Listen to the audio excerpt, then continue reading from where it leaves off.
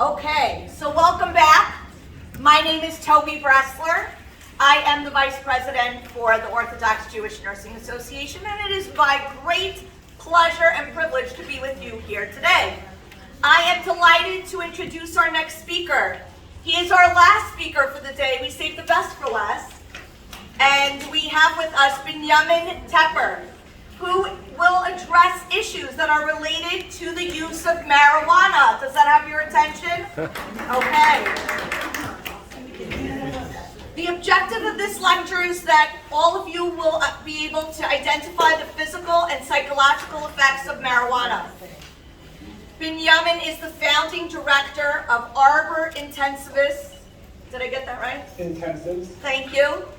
A integrative ICP in Brooklyn, New York, which specializes in the treatment of trauma, behavioral health, and emotional wellness. He also serves as a supervisor for the International Institute for Trauma and Addiction Professionals, and he also maintains a private practice in Cedarhurst, Brooklyn, and in Lakewood.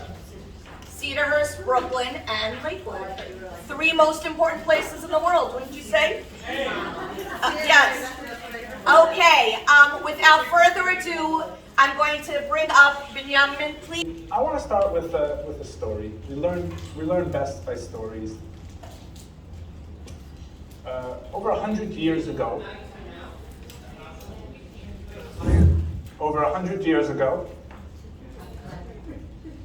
before there was a formal state of Israel,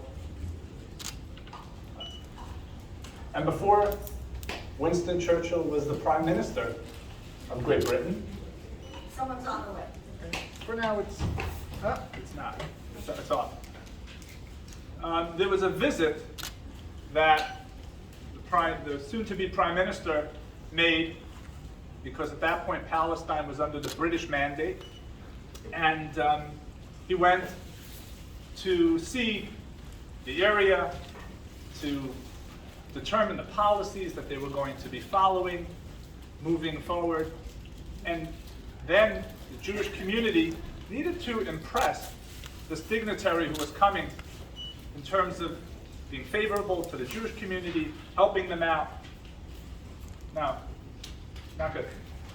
Goes off after 5 or 10 seconds. Just keeps on going off. So let me know. The problem was, at that point, there was really no infrastructure in the country. It wasn't a country yet to receive the dignitary. One of the stops he was going to make was in a soon-to-be city called Tel Aviv. Tel Aviv was around 10 years old at the time.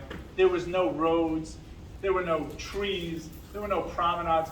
How do you have a dignitary come in an impressive way and greet him? So, to solve the problem, there was a fellow, Mayor Dizengoff, and he came up with the solution that we have to impress the British dignitary. We'll do the following thing. We'll go down south, we will cut down our tall palm trees from over there. We will make a beautifully impressive boulevard, this Rothschild Boulevard. We'll line it on both sides with these imported palm trees.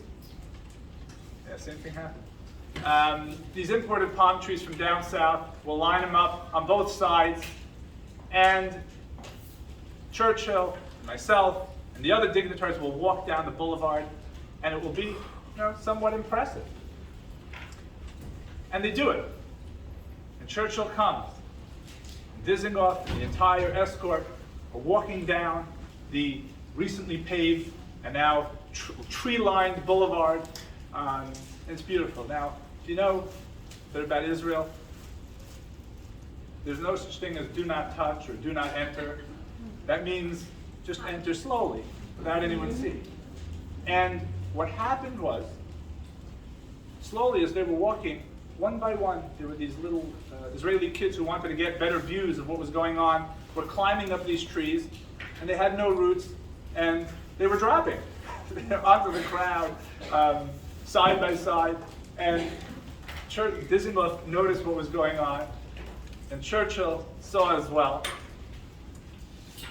And in a very poignant, powerful statement, Churchill realized these were trees that didn't really belong in that place. They were just put there at the moment. And he said, as you build your country, you must do so with strong roots. You've got to have roots in the ground, or else it's sort of going to topple.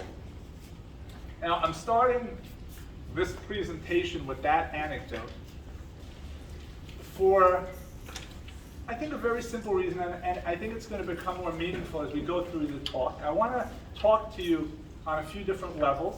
Some of it will be factual. I don't want to stick only to that. I want to try to convey the best I can a message underneath that, a little bit deeper, for all of you to appreciate. I'm coming from a mental health, from a psychological standpoint, and I want to give that over to you as well. I think it's an important dimension to the topic of marijuana, medical marijuana, which is a very, very relevant and important topic from a medical standpoint, from a mental health, behavioral health standpoint. And I want to keep in mind that there are sometimes things that are standing tall, that are popular, or that are apparent to people, but they also need to be rooted. They also need to be substantiated. There needs to be research. There needs to be support. And when that's weak, or when it isn't, which is what we'll look at today, some of those aspects don't stand as firm as we'd like them to. So the topic of today is one that's extremely relevant. Let me get the slides too. Oops, let's see. Can we get these slides too? There's some movement. The clicker doesn't work. Clicker was working. The arrows aren't working. Let's see. Oh, here we go. Okay. Yeah, here we go. So, in terms of the relevance, the prevalence of what we're talking about is extremely, extremely, extremely high. These numbers are reflecting 1 out of 4, 1 out of 5 individuals will experiment, will have tried, will have used over the course of just 1 year, be exposed. Their systems will be exposed to medical marijuana, recreational marijuana, marijuana off of the streets. But that is a high percentage of the population. Seniors, it's 1 out of 5. So you're dealing with really young, developing brains that are going to be experiencing the topic of today.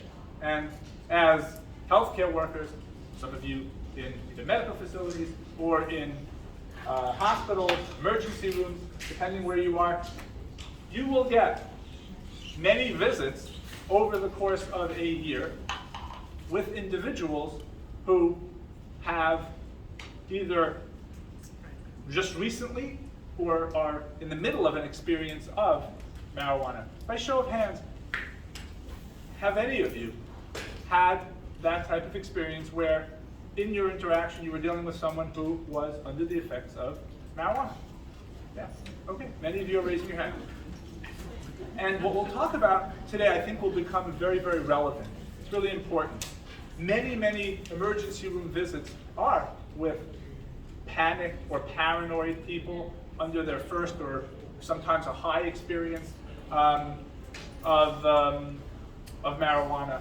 It was a story that happened in the emergency room in Israel. Interesting. There was a person who was leaving a couple was leaving their apartment in Israel for a Shabbos, and someone asked if they can stay in the empty apartment where the couple was not going to be home. And they said, definitely, you can stay at our apartment, no problem. And you can use whatever you want, make yourself feel, make yourself feel at home.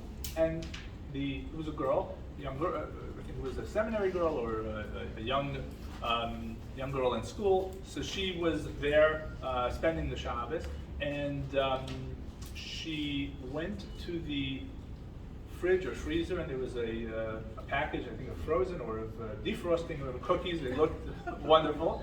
And she was hungry. The meal, it was one of these Friday nights, they changed the clock, and it's already 9, 10 o'clock. She's reading, and she says, I'll take some of these cookies. And she does. And around 45 minutes or an hour later, she feels like she's dying. Her entire world starts to spin, and her heart starts to palpitate. And she gets all sorts of symptoms. She then calls Hatzalah in Israel. She's rushed to the hospital, and after eating 3 or 4 of these cookies, her system was never exposed to marijuana, and she, for 24 hours, was in a paranoid state in the emergency room, just eating these cookies.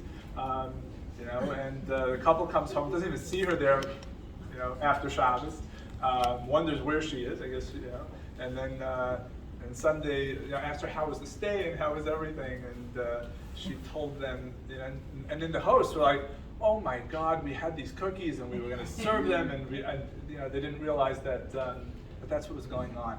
The prevalence to emergency rooms and the impact on health is something that we'll hopefully discuss and understand a little bit better. Now, there are many ways to ingest, to intake marijuana. There are rolled cigarettes called joints. Nowadays, what has become very popular is there are vape or wax pens.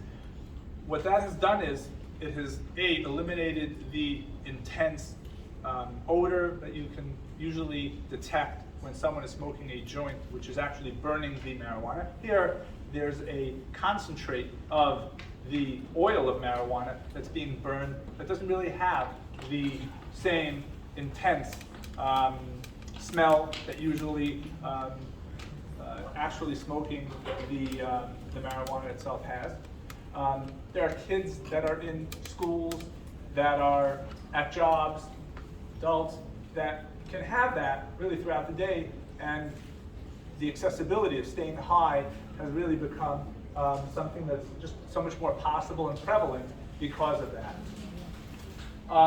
What's interesting is you can go through pills and capsules. The final thing is edibles, and it's important to know that the way that marijuana is ingested makes a big difference to how the body absorbs it and how long it stays in the system as well. So let's just start with the final one. Edibles, for example, if you put, whether it's in a flour or an oil, bake it into brownies or cookies, it's going not via the nose or the mouth, lungs, it's going via the digestive system. And therefore, it's going to take much longer, to take effect. It's going to need first to be digested, then pass through the blood, and then hit the brain. So there's a longer onset time.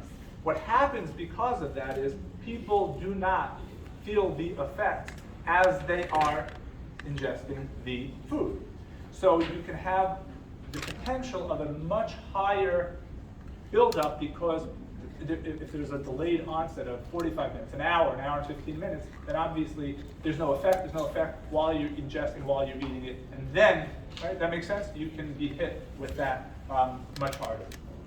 Number two, when it's with edibles, it stays in the system for a much longer period of time because it's being digested, passed through the blood system. It just stays. It can stay up to 72 hours. The effects lasting much, much longer than when it's ingested via, let's say, vape through the lungs. There, the onset is much quicker, and then the duration period of the high is usually 1 to 2 hours. It's much, much shorter. So it's within minutes that it will hit the person because the lungs will go right away to the blood and then to the brain, whereas if it's done with edibles. So it's just important to know that the effects are going to be in much different ways.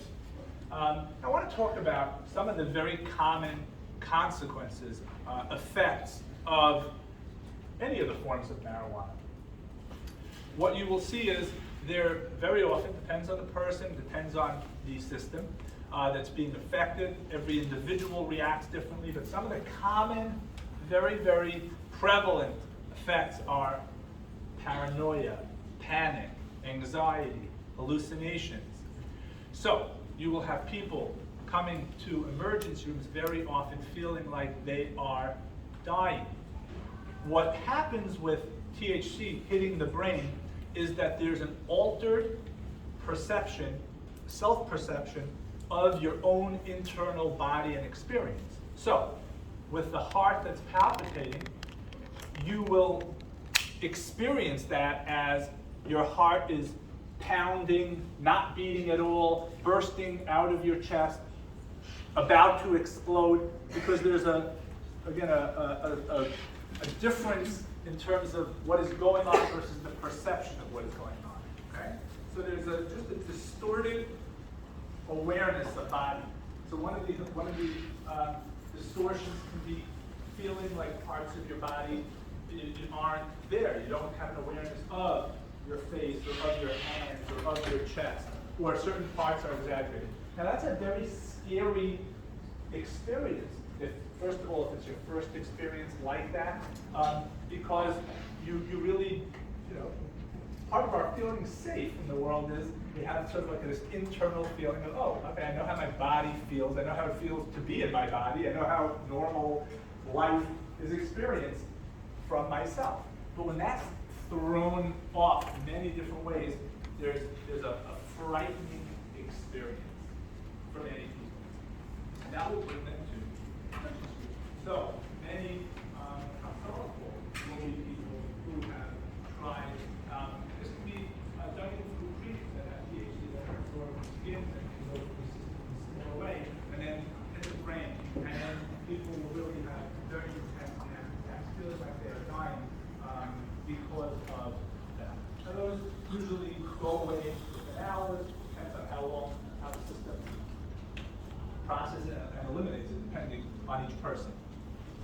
Now, another thing THC does, which is the psychoactive component in marijuana, is it can very often hit vulnerable areas within the brain. So, if a person manages their anxiety or is okay with their depression, they may have, some underlying aspects of, but they sort of have it under control. What THC can do is sometimes exacerbate underlying symptoms that a person struggles with but manages well. But being challenged with a foreign substance like THC, it can often set off an OCD that was there in teenage years but wasn't around for 10 or 15 or 20 years. But the challenge of the brain, like many things, what can stress do? So in general, medically, when stress, it usually goes to the weakest vulnerable place within a person's system, whatever that is.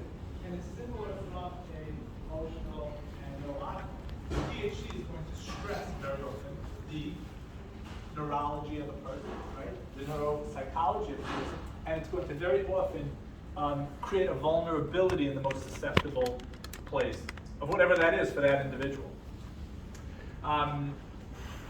There's also an interesting experience of depersonalization. That goes back to that distorted sense. So depersonalization is experience that instead of me feeling like I'm really here and I'm looking at all of you, depersonalization is that I feel like I'm not really in my body, and this is like a movie that I'm looking at. There's sort of like a removal of myself, comfortable in my body, looking at all of you through my eyes. And it's a very frustrating feeling because we like to feel like the world is real and like people are real, like we're looking at the world. So one of the effects can be a depersonalization where you feel like you are not really there and that other person is not there as well. The coordination, motor coordination is very, very thrown off as well, very, very often, where driving is not legal under the influence. One of the challenges of marijuana in general is that we have a very hard time enforcing it.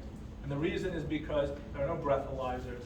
How do you know the level of THC in a system? It's very, very difficult to enforce. So it really makes it impossible. But it is technically illegal if you have possession of marijuana and are driving a vehicle and they can somehow tell that it's in your system. Very, very difficult to actually enforce it, but it does reduce, obviously, and affect people's balance and ability to operate motor vehicles. Another thing, I had an individual yesterday who came in to me. He's actually studying in a yeshiva, and he has an addiction to weed, trying to self-medicate for his own anxiety. And his comment to me yesterday was, what's terrible about it is I do not remember anything that I actually learned yesterday today. I just don't, it doesn't go in. And the reason it doesn't go in is because to absorb or to take in short-term memory, one of the things THC does is it sort of blocks the absorption of that, and then from short-term to go to long-term memory, it doesn't really allow that, it inhibits or it blocks that process from taking place as well. Now there are a couple of more serious stuff, especially with the younger developing brains being exposed to regular, frequent marijuana, schizophrenia, other psychotic disorders. The chances of that go up with regular use of developing brains, so that's important. There's also an effect on the heart, the lungs as well. There are studies that show that both of those are affected. It raises the heart rate, blood pressure rate, as well as affects the lungs. So those are some of the effects of marijuana. I don't want to get stuck on that. I want to really get to a different aspect. But just to know, it touches, there are the cannabinoid receptors that are found in every single area of the brain. What THC does is it affects the receptivity of these cannabinoid receptors in every single area of the brain. So that's why the effects are very, very, very, very broad and dispersed. It affects coordination, it affects memory, it affects inhibition, it affects planning, it affects emotion. So it really touches on a very, very broad range because those cannabinoid receptors are really found in every single region of the brain, okay? Now, recently, in most states, in the last, I think in every state now, in the last 5 or 10 years, there's been legalization of medical marijuana. And medical marijuana is actually a very, very newly researched area, only because it's very, very young. We don't know a lot about it. I want to just talk about the very popular uses, where there's an asterisk. The research for that is the strongest. Some of it is much weaker or more anecdotal. Others are a little bit stronger research. So the first area that it's most popularly used is ongoing pain. There are people that do not want to use other painkillers and have found for them that medical marijuana has been an effective way to deal with pain. In terms of its health, some people want to argue that it is better than other painkillers, and people have found relief for chronic pain via medical marijuana. So you can be prescribed. Some people here maybe are prescribers or work for prescribers, and that is something that there is research that people have been responsive in terms of chronic pain for various different ailments through medical marijuana. And there are many ways of, you can get registered for a medical marijuana card in New York, and then you can get the prescription, and there are dispensaries that will fill the prescription for you, and there are many ways of ingesting it. You can take a pill, you can vape it, various different ways and different dosages to get to the bottom of that pain. Stiff muscles, muscle spasms for MS, that's another popular use for it. It's ironic, but some people will use it for anxiety, and it's tricky because very often we find very, very mixed results. During the short-term high, people will find some relief, so during that half hour, 45 minutes, and then very often at the tail end of it, the anxiety, the paranoia picks up, even for chronic marijuana users. So then it creates a dependency of needing to always go back to it and keep the high going so that the anxiety doesn't come back. So in terms of an anti-anxiety, anecdotally, from the many people I've worked with, trying to self-medicate that way, it has not been something that they have found effective. Where it's been very effective one of the effects of marijuana is in its distortion of of the self-perception, is that it creates hunger or a feeling of hunger very often when a person is not hungry, because it just plays with those aspects of the brain. Any luck with the microphone? No luck. Okay. All I right. moved to the front and it's perfect. I should move to the front? No. Everybody's listening. Is the hand held in? No, I know, everyone's listening, but, you know. Is the old fashioned like that? Yeah, old fashioned mic. So I can hold it. Is that one? It's under here. See if that was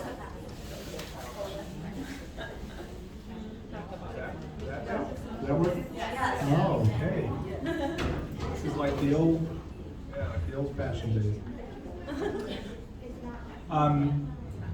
So, one of the interesting benefits of that distorted self-perception is when it comes to people who have lost their appetite. So one of the common situations is someone who is undergoing treatment, chemotherapy, where there's nausea, where there's a loss of appetite. Often, with medical marijuana, we can then sort of play with that feeling, and the appetite can come back because of that distorted self-perception. So that's one of the ironic benefits for people who are under treatments, that they can then feel like they want to eat. And it's also played a role in seizures. That's another role that where it's been beneficial as well. Now, just to differentiate, in cannabis, there are many active components. THC is the psychoactive component of the plant cannabis. There are many other chemicals that are extracted from the plant, and one of them is CBD.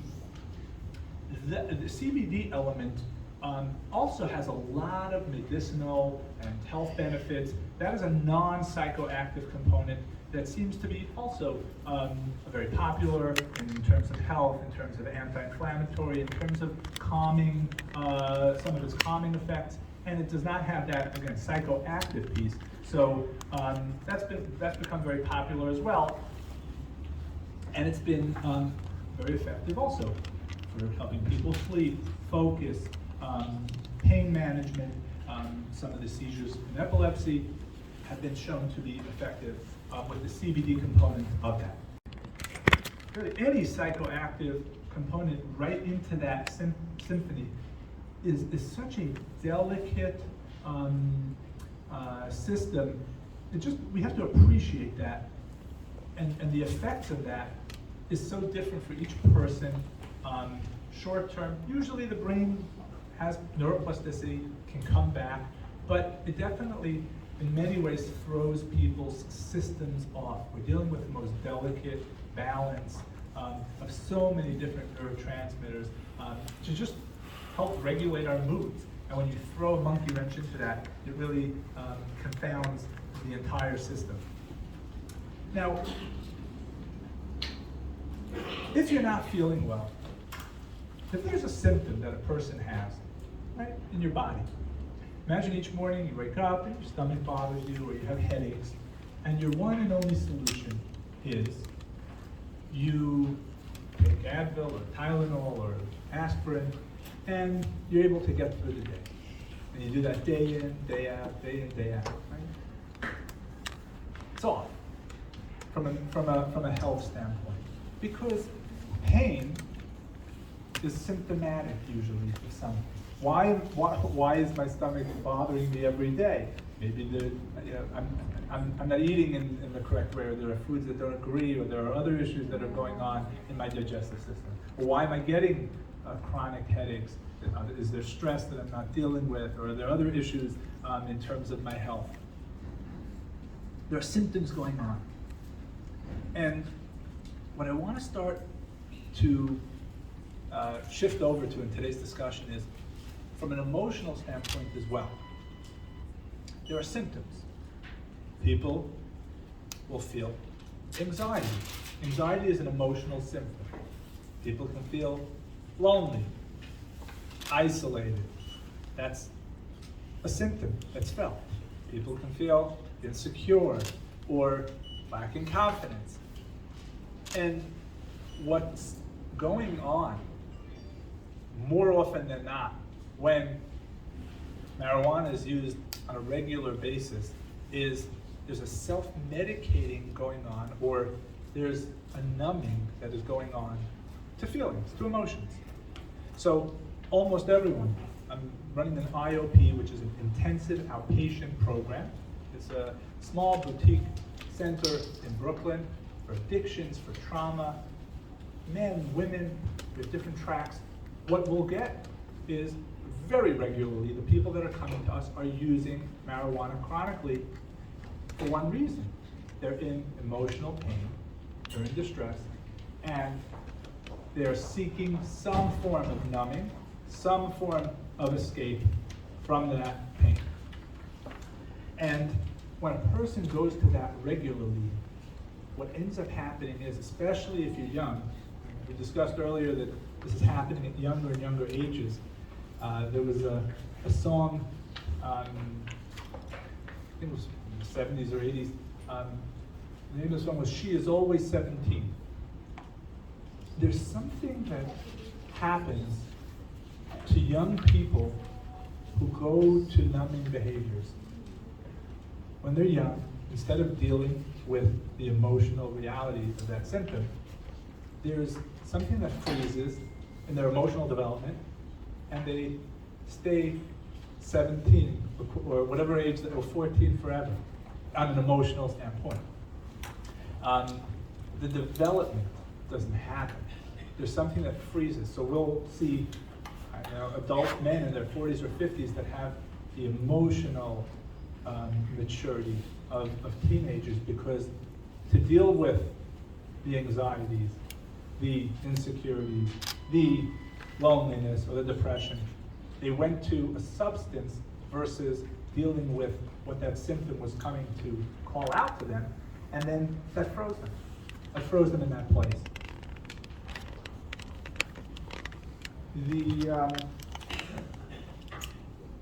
We don't have time to go through all the different sources here, but one of the things that happens when a person, especially young, feels a sense of isolation, feels a sense of loneliness, is a push to, I have to connect to people.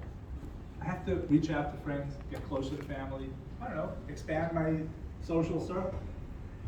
But what happens is, we call it in object relations, people start to develop relationships with a substance rather than with people. So a feeling of loneliness is uncomfortable, but it's also an impetus. I have to get close to people, I have to reach out. I have to expand myself, I have to get out more. I don't know, I have to spend time developing relationships. And that's what that is supposed to do for us. But instead, people turn to relating to, I'll call it dependable, accessible, reliable substances or objects instead of people to solve that. Another thing that weed does is it takes away the reactions that we have to things. A healthy, right? This is the Orthodox Jewish Nursing Conference. As Jews, we're bothered by things, right? That's our personality. That's who we are as a people, right? From the beginning of time, right? Every new idea or every revolution or every society has been moved by people who felt like things weren't right and correct. And in a good way, things are supposed to affect us, bother us. If someone seems sad, if a child of ours or if a neighbor of ours is hurt, it bothers us, or if things in a community aren't right, we try to step in and say, hey, let's do something about that, right? That's what makes us caring people in different ways. Everyone sees different lacks in society. And we get up and we make a difference. And what happens, one of the side effects of weed is you're just not affected. In the numbing process, you just don't care. And it almost robs the human of that passion of what makes us each the people that we are. We care about different things that are good and important, supposed to contribute to society, to our families, to our communities.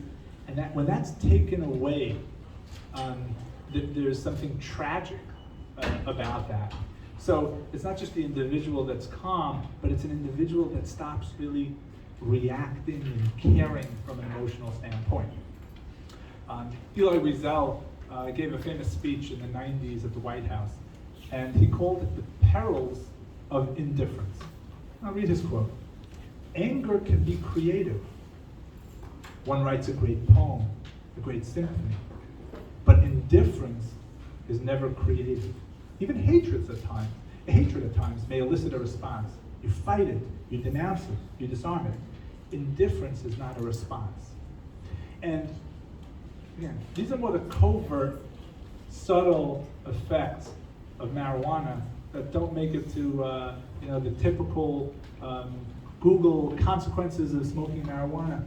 But these are the more subtle effects in terms of, am I going to mature as an individual emotionally over the course of my life by feeling, by dealing with, by facing whatever's going on inside of me? It's when I feel insecure as a 19-year-old, and then I have to say, how am I gonna, how am I gonna go to that place? I don't know, I'm not as popular as people, I'm not as pretty, I'm not as sharp, I'm not as smart, I'm not as successful. And then it makes us work through, but you know what? I don't know, why do I have to be, or I'm just as good. Whatever we face and work through ultimately becomes ours. We develop as people because we have to deal with our anxiety. And then we have to work through, you know what, I do not control a lot of things. And I have to become ultimately okay as a human being, right? To start being calm, to work that through. So it's really with the feelings of life that marijuana comes to numb and ultimately robs so many individuals of that development. And it's that age. How are we doing with time? I have 5-10 minutes? I'm doing 8 minutes. 8 minutes, okay. So we have around 8 hours and 8 minutes to sort of in here. But there was an interesting study. I want you all to think for a second. The favorite songs that you like to listen to right now that just bring up the most powerful emotions. When do you think they're from? When did you hear it? When did you first listen to that type of music? High school. When? Teenage years. So the New York Times came up with this fascinating study. It's the music exactly that we heard when we were teenagers that really speak to us throughout our life. And there are exceptions, but in the strongest way. So that's why if you listen, you turn on the radio, they're playing the 80s or they're playing the 90s. You know what that's for? That's for the people born in 1965 or 64 are listening to the 80s, or the people who were born in the 70s are listening to the 90s. It's that music. It's because then we are emotionally raw and things are strong and extreme at that stage. And things hurt us more and things excite us more and we're lonelier and we're sadder and madder and there's more drama at that point in our lives. That's part of emotional development. And those are the years that we then, by feeling those things, develop as people emotionally through the gym of life, of feelings. And it's at that vulnerable stage when the prevalence of marijuana, of that numbing, is taking place. And I just want to sort of give over that message. I hope I'm conveying that, where that's something I want everyone to appreciate today. It's that emotional numbing that, in my opinion, really robs a very, very significant, essential development of individuals, and especially at that stage in life. Now, is there a place for exploration versus compulsion and versus addiction? Of course there is. Addiction is a whole other level, and there's controversy. Does addiction exist with marijuana? There's something called marijuana use disorder. 100%. Some people say it's more of an emotional addiction rather than a physical addiction.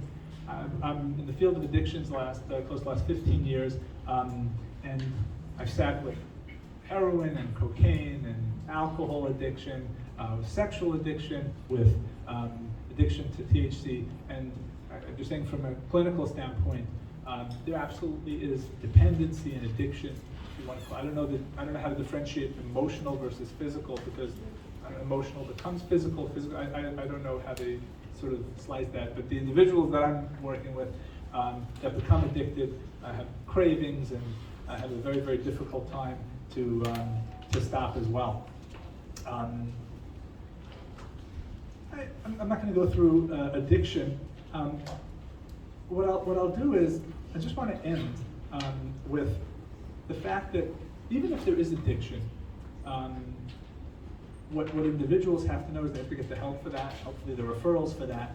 But there's something fascinating that comes out that I've seen, is that somehow when people work through and deal with any addiction, if marijuana becomes addiction, and they sort of turn that, what I've seen is that addiction and success share a lot of qualities. One is just in its very distorted, destructive form. There's something obsessive about, focused about those people. Usually they only go to addiction because they're sensitive. There was a great book in the 90s written called Highly Sensitive People. It wasn't about that you're sensitive in terms of emotion. It was just talking about there are systems, there are nervous systems. Around 20% of the population are born as highly sensitive people. Their systems are just more sensitive. Sound bothers them, crowds bother them more, they're more sensitive. Digestively, it's a more sensitive population. Very often those in addiction emotionally were sensitive. They needed to, unfortunately, numb that, went to addiction, but we're dealing with a highly sensitive population, and they proceed despite a lot of risks. A lot of the tools for being successful, we can transform that and get them to then feel again, to work through issues rather than numb from them, and we usually see tremendous transformation, which is what I do on a daily basis with many of these individuals. We had a short amount of time. I would have, one day we'll talk more, maybe we'll meet again, but I want to leave at least a few minutes if anyone has any questions on any of the aspects of what we talked about today. Yeah? Just when people ask a question, if you could repeat it so that the people on Zoom can hear. Yes, I'll repeat that. If someone asks a question, I'll repeat it. Yes? Just related, because I've been doing ER nursing for a long time, and recently we've seen something we've nicknamed scromming. The patient who's smoking marijuana who comes in with abdominal pain and intractable vomiting. And do you have any idea why this has developed recently? Yeah. Yeah, so it's so Can dependent. you repeat the question? Yeah, the question was as follows. Is there something that we can help explain why there's, I think, nonstop vomiting with ingesting marijuana as well? So the answer could be broad. First of all, you have to know what marijuana is. A lot of times people who are smoking marijuana off the street have to know, A, what's in it. So a lot of times systems are rejecting what can be contaminated in it, A. And then B, like I said before, when there's a distortion in the body, so a lot of times the body just feels like it was invaded right now by some sort of substance, it's off, the self-perception is off, and then until it gets out of the system, it induces all sorts of bodily reactions that are off, whether it's nausea, whether it's stopping nausea, whether it's increasing appetite, whether it's not, it just throws a lot of the receptors off, and you get all sorts of reactions. So yeah, I think that would be a part of it, but I can't answer more specifically than that. Yeah. Yes. So in relation to the vomiting with Yeah. marijuana use, I've actually seen it inpatient and in adults and pediatrics, and they find a lot of relief with hot showers. It's supposed to release buildup of the chemicals in the body back. Yeah. But I have a question in regards to THC versus CBD for seizures. Yeah. And Epidiolex, one of the medications we use for seizures in kids, Yeah. is that different than CBD? Where does Yeah. Epidiolex come from, which side? Yeah, so what I would say about CBD in seizures, it's not been, you'll look it up, it's not been found, there are different seizure disorders coming from different places, and as far as I've researched, I'm not an expert in epilepsy and seizures, it really depends on which epilepsy, which seizure disorder it is, and then CBD has been very effective, but for specific ones. I wouldn't be able to answer in terms of the difference between what you're saying. That's not my expertise. Someone handed me a question. For someone having moderate anxiety, depression, addiction, etc., are you encouraging psychiatric management, especially for those who have relapsed back into marijuana or other substances? Do you tend to refer to psychiatry or primary care? Okay, so you want to know the role, in today's talk, the role of psychiatry in what we're talking about. And the answer is, of course. Anyone who's working in the mental health field, in addictions, psychiatry plays a huge role. And when you're taking anti-anxiety medications, there's a very, very big, just a difference in terms of its effects versus the effects of marijuana as an anti-anxiety. If you take an SSRI, what we're doing is we're helping the brain now have more serotonin available. What we even see, combining that very often with the CBT approach for around 6 months, 9 months, you can then sometimes even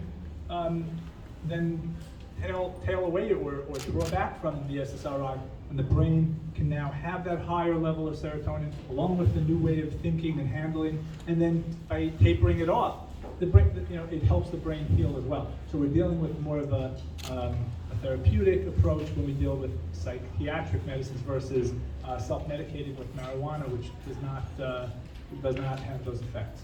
And I think we have time for none. One more question. Yes. I was wondering, as marijuana is useful in the treatment of appetite, would there be clinical usage for it in terms of use of the treatment of anorexia?